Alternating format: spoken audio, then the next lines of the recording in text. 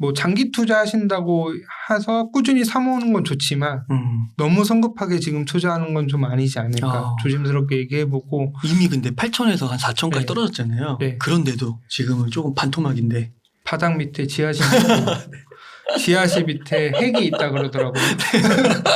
아 그렇구나. 지하실 밑에 핵 그걸 처음 들어보네. 그런 식으로 밑으로 계속 여기가 끝이겠지. 그리고 솔직히 생각해 보시면 비트코인 1원도 안 했잖아요.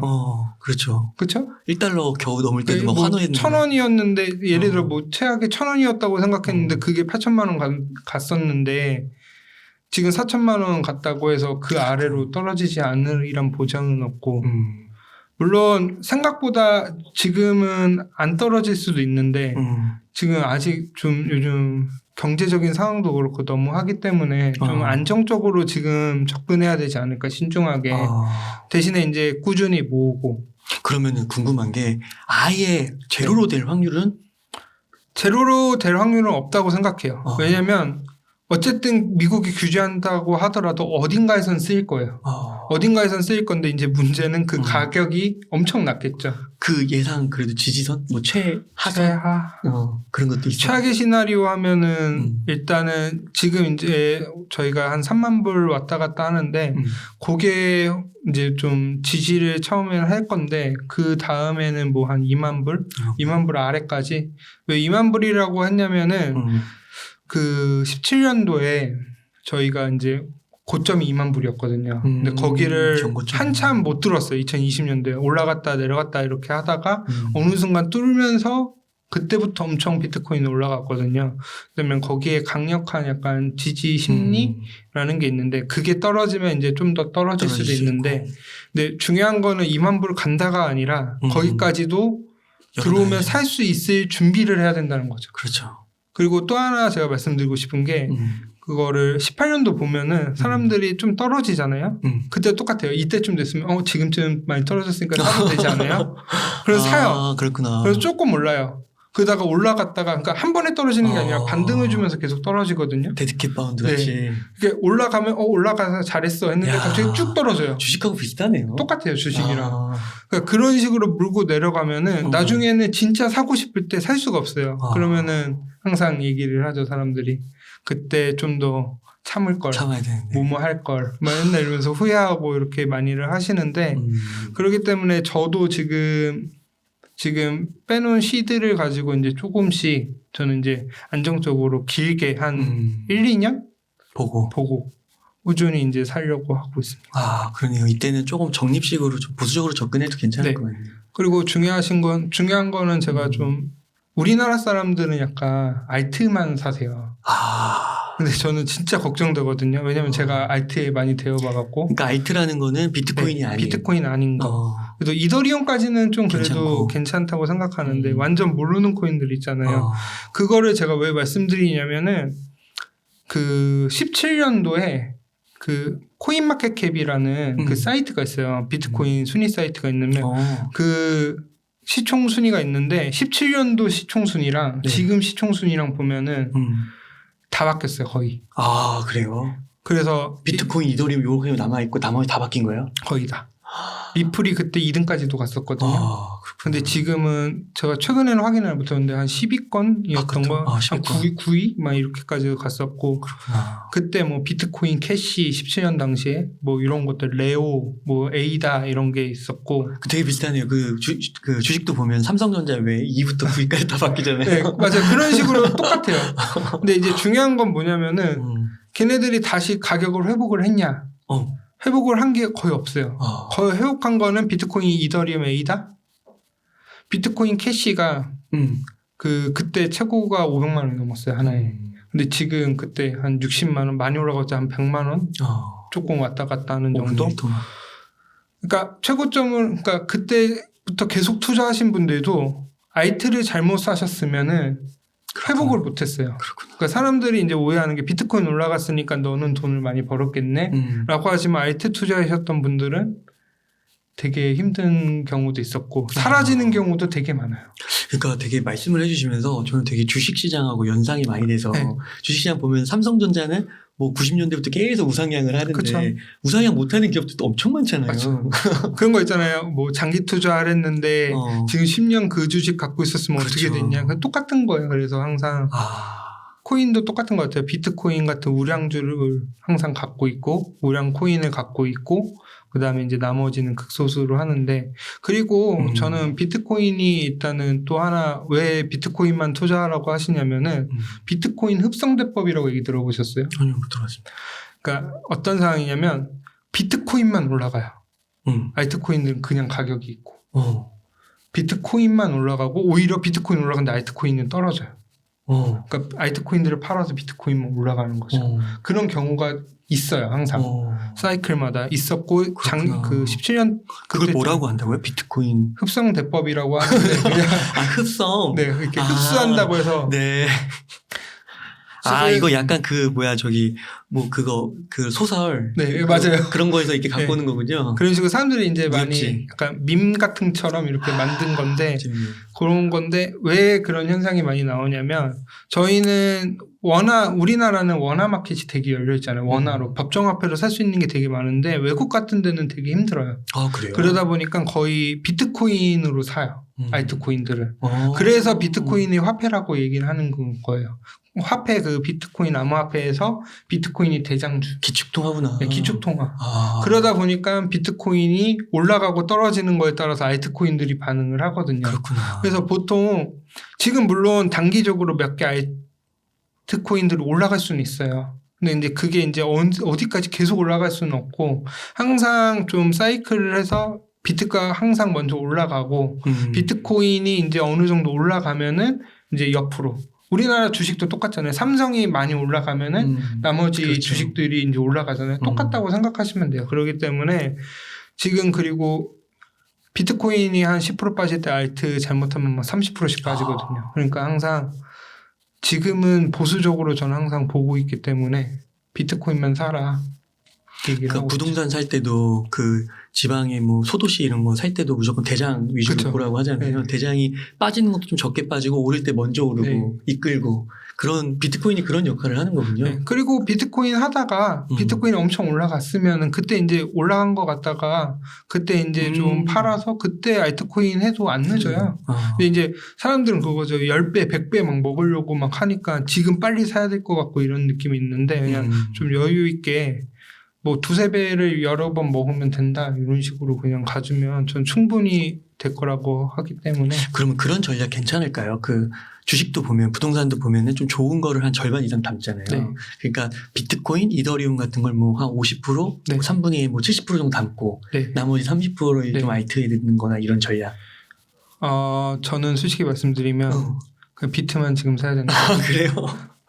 물론 와. 어떤 게 왜 그러냐면 진짜 최악의 경우를 그러니까 제가 그때 너무 크게 대해서 그런지 몰라도 항상 최악의 경우를 생각해야 된다고 생각을 해요. 그렇구나. 지금 말씀하신 게 농담으로 제가 마이너스 95% 얘기했지만 진짜 99% 빠지거든요.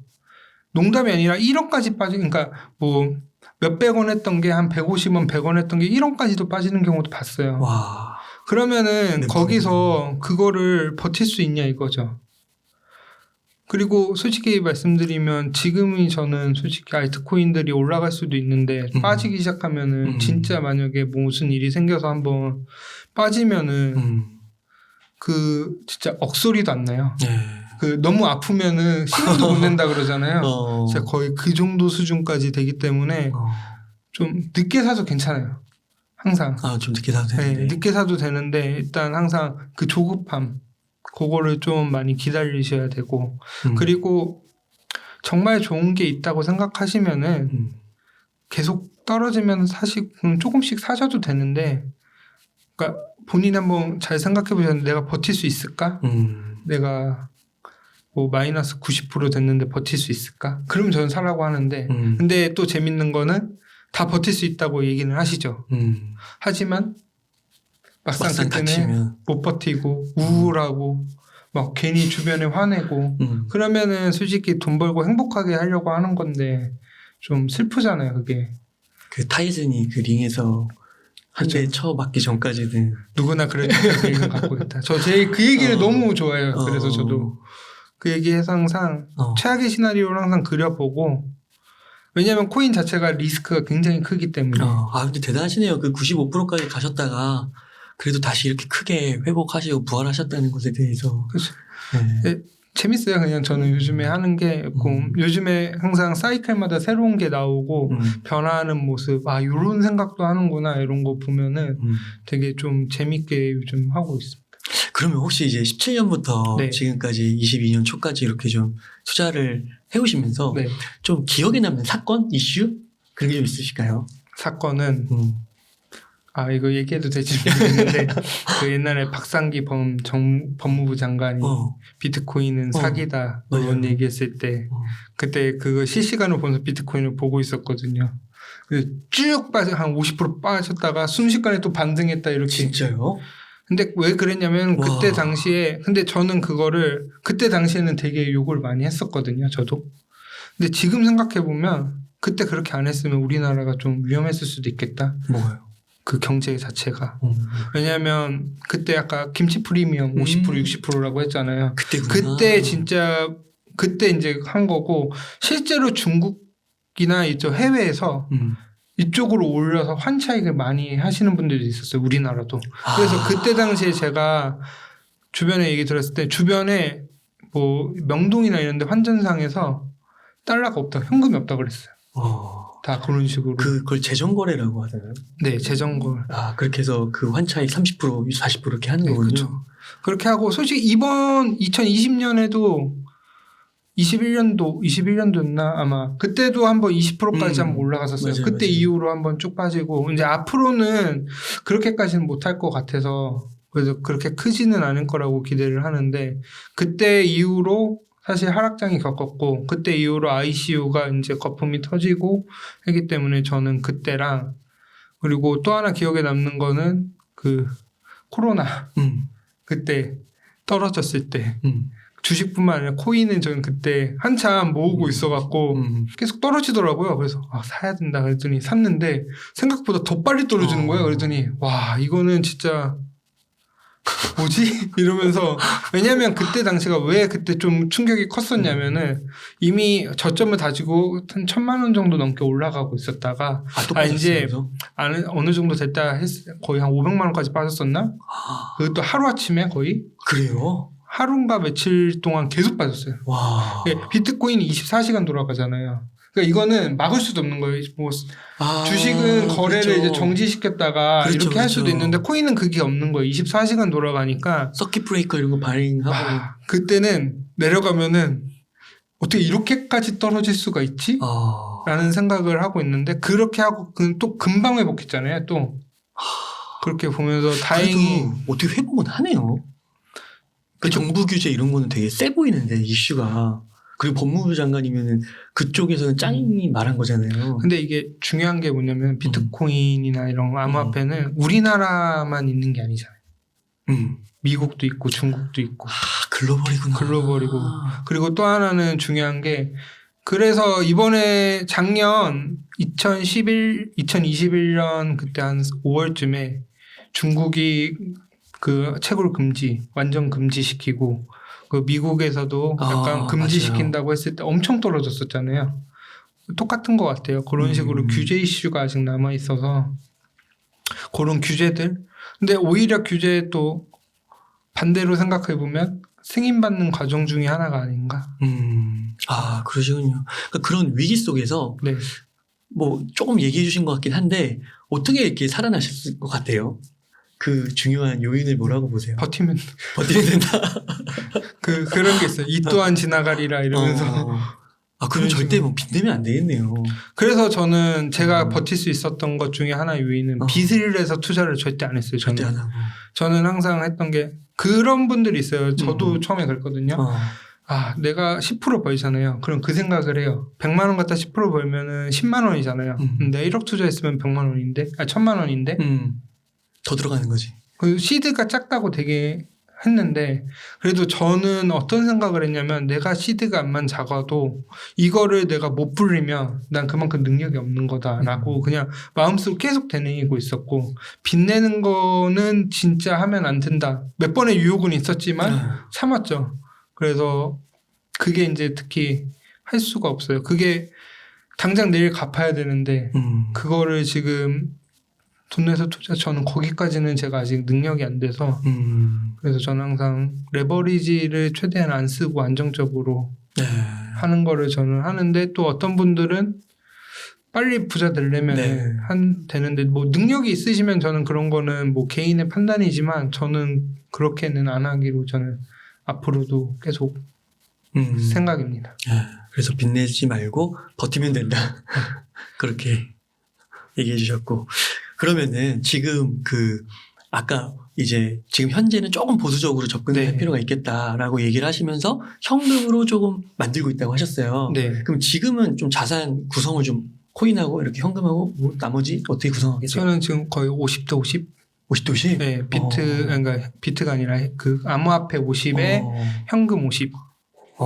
네, 실제로 코인이 떨어져서 50%고 원래는 비중을 따지면 현금 한 40에 코인 60인데 네, 여기 코인도 펀드가 들어간 게 있어요. 한 10% 정도. 그거는 이제 그것도 코인 관련된 거라서 약간 그냥 코인으로 넣었고요. 그러면은 좀 앞으로 네. 혹시 그런 게 있을까요? 지금은 조금 보수적으로 접근을 하지만 네. 앞으로 좀 어떤 이슈들이 좀 보이면 이거는 다시 턴어라운드 그런 게 그런 시기가 될 것이다. 아까도 얘기했지만 뭐 비트코인이 현물 ETF가 나오면 무조건이고 그다음에 이제 또 중국이 개방한다. 중국이 지금 금지를 했잖아요. 과거에도 중국이 계속 금지했다 풀었다 이렇게 하는데 이제 중국이 풀면은 그래도 자금들이 많이 들어올 것 같고 그다음에 또 하나가 좀 약간 위기 상황일 때 더 심각하게 진짜 위기로 가면은 코인이 올라갈 수도 있다고 생각은 하는데 솔직히 그거는 좀 안 좋은 거니까 그거는 제외하고요. 아마 그 정도 코인 그다음에 또 하나 있었던 게 약간 뭐 엄청난 대기업들 뭐 이미 테슬라는 투자했다고 하지만 그렇죠. 이제 테슬라보다 더 위에 있는 그런 큰 기업들 큰 데에서 투자한다. 이런 것들 아니면은 힘든데 그게 현실적으로 올해는 좀 힘들지 않을까? 물론 기적적으로 될 수도 있는데 되면은 그때는 저는 적극적으로 투자할 생각이에요.